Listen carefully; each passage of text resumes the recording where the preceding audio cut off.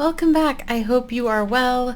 Today we are going to take a step back to the basics. So we've been offering a new taxpayer workshop aimed towards young adults who have never filed a tax return before.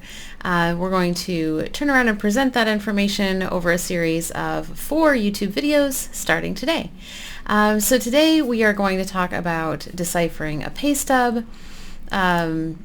Future segments will be an overview of the tax return, the filing process, deadlines, how a tax return works, and then estimating a tax balance due throughout the year and fixing withholding issues. And then the last one will be a Q&A. So if questions come up, we'd really love to see them. Make sure those questions get answered in that last video. So today we're talking about a pay stub. Whenever you work for an employer and you get paid, they're required to provide you a breakdown of how they calculated what they paid you. And so this is just a sample generic federal pay stub. So let's talk a little bit about what should be included in a pay stub and maybe a little bit about what should not be included. In this particular example, it's not the greatest example because it shows your full Social Security number, and your pay stub should not ever show your full Social Security number. It may show the first 5 digits with X's to be masked and to protect your security, but it shouldn't show it in full.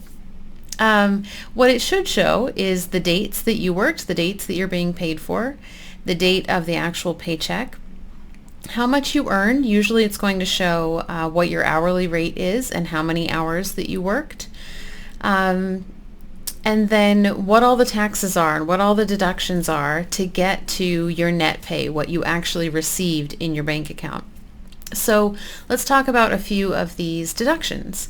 The first one is federal tax. That's going to be the core of a future video in calculating what your tax bill looks like or what your refund might look like.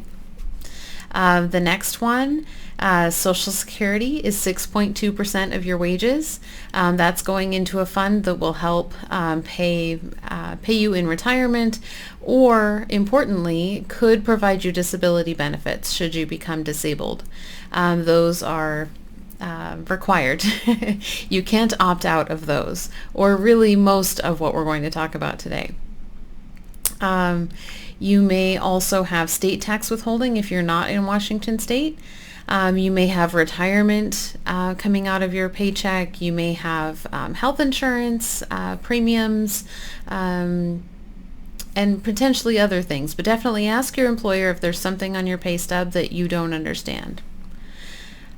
In Washington state, there are a couple of specific taxes that you may also see on your pay stub. Washington workers' comp is generally a small amount per hour that you work that helps to provide you benefits through Washington Labor and Industries if you become injured on the job.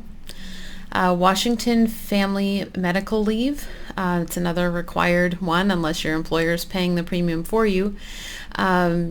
This one works kind of like unemployment in that if you're unable to work, you can get benefits from the state as long as you've paid in enough quarters. This one provides benefits if you need to take time off work to care for a family member, or if you need to take time off work because you are having a medical procedure or a medical event. Washington Cares is a new one starting in 2023.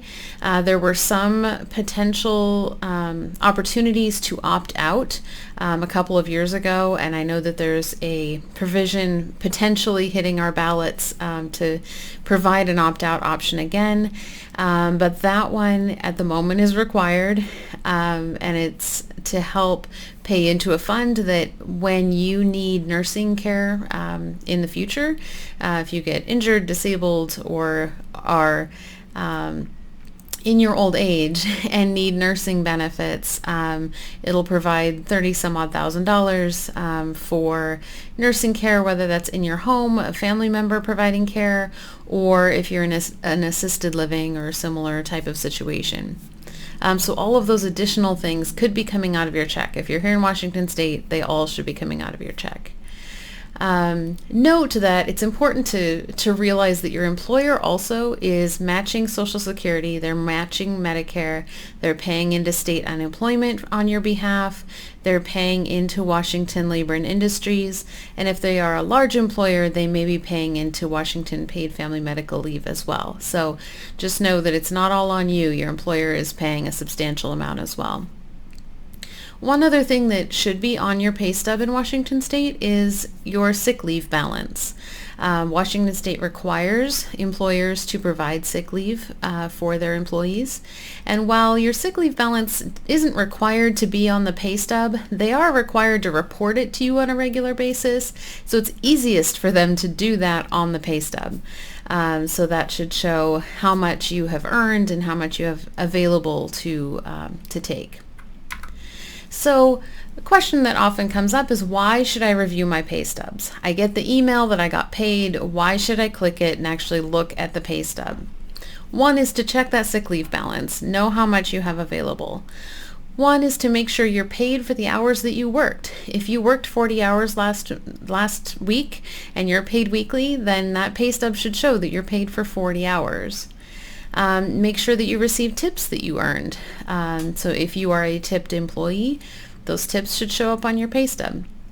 And then to check your federal withholding. So check to see, especially if you had checked it, made a change on your W-4, you want to check again to see, did it have the intended effect? Are you going to get the refund or break even as you are anticipating?